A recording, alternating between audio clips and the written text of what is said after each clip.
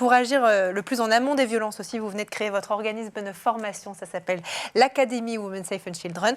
Vos équipes, c'est-à-dire qu'elles interviennent aussi, vous l'avez dit, dans les écoles, aussi dans les entreprises et dans les commissariats, par exemple, pour former justement à repérer ces violences? Oui, absolument. Pourquoi on a créé l'Académie? C'est simplement parce qu'aujourd'hui, on veut être dans la prévention. D'ailleurs, c'est un peu le mot d'ordre De ce que vous faites. de ce que nous faisons. Attendre que les femmes arrivent parce qu'elles sont victimes, on préférait effectivement être dans la prévention et mobiliser le plus de monde possible. L'Académie, elle a une vocation, c'est d'aller vers tout le monde, pas que le professionnel, parce qu'on parle souvent de la formation des professionnels, des professionnels du social, de la santé, etc.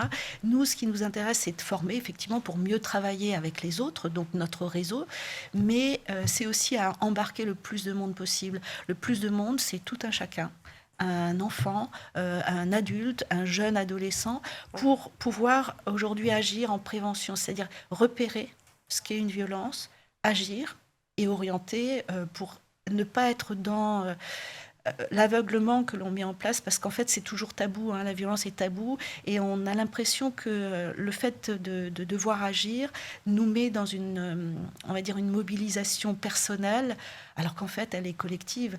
Une violence subie dont on est témoin, il faut savoir agir, et puis ne pas laisser la personne, la victime, s'isoler, parce que c'est ça le principe de la victime, c'est elle rentre dans le silence quand on lui a pas tendu la main. Et donc l'idée c'est ça, c'est de faire de cette académie en fait un rayonnement qui va toucher tout le monde.